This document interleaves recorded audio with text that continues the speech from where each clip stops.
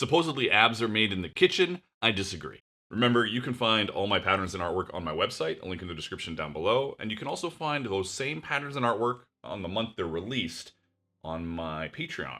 Also a link in the doodly-doo down below. The first thing you're going to need is some vegetable tanned leather. I'm using some 10 ounce here. I wouldn't go any thinner than that. You could go thicker, but it'll just be more work in forming it to your form. Then also, obviously, you're going to need a form.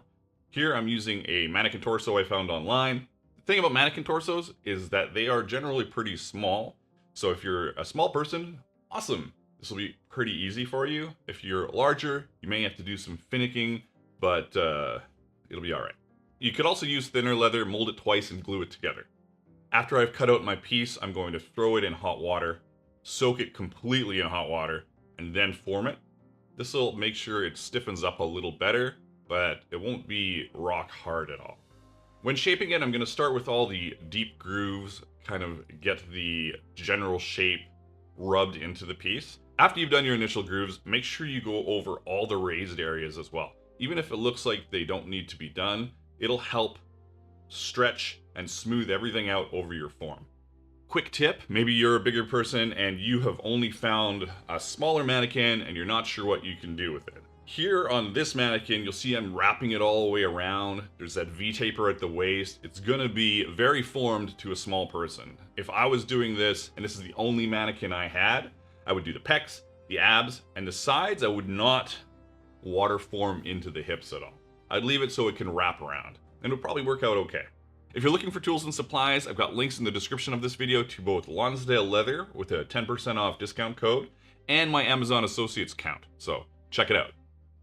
For the majority of this project, I'm just using leather burnishers. I've got my wooden one that I use a lot. Right here, I'm making the belly button with it. And then I've got a bunch of other ones I try. Just make sure they're smooth and rounded and aren't gonna do any like gashed lines and scratches on your piece. And even when you're rubbing over the outside, you're gonna get lines. You can still rub those out. You can spray it down with a spray bottle, get some gloves on, massage the vegetable tan leather smooth, if you want to use that as a term, and it should look pretty great. I'm also continuously tying and tightening this. If you have the perfect mannequin for your body, this is a great idea. You can keep cinching it and stretching what you've got on the front by cinching up the back. Once you have it all shaped, this is a great time to cut your sides and the shoulder areas off if that's not what you're going to be needing to use for your project. I'm doing a quick bevel here so I can get ready to dye everything. I'm adjusting my pattern and cutting everything down. Once we've got that done, we're going to dye it all a dark brown. Here I'm just going to use a garbage bag over my form and put the breastplate back on it so I can dye it. Just, I don't know, makes it easy without making it a mess.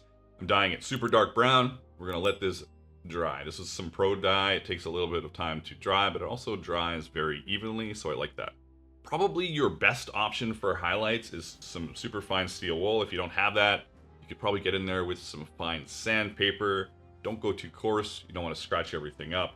But if you try it out and it is a little too coarse, you can fix it with the finer stuff once you get it.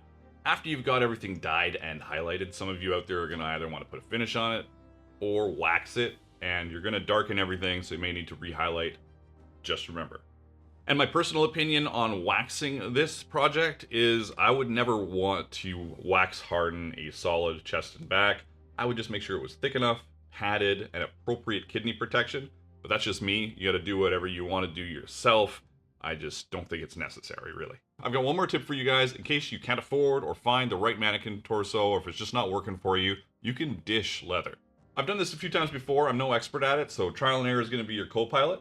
But all you need is a sandbag, some hammers, some moisture, some vegetable tan leather, and a general pattern for what you're going to be dishing out. So you'd figure out where you want to dish, and you'd be drawing this on your leather. You know, these aren't perfect, but neither will your dishing. Then you would do exactly what I did, soak your leather. I'd let it dry a little more probably, just because it'll hold its shape better as you hammer, but you can experiment with it. Some kind of ball peen with a big head. Maybe a couple different sizes would be good. And a sandbag that you can place your leather in with the back of it facing you. This is all in the back. And then you're just hammering away, hammering away. If you can find something larger like a trailer hitch or some kind of metalworking tool for the larger areas, that would be great. And then you've got your small peening hammers for the abs and other areas. And it could look pretty good depending on your patience and skill level.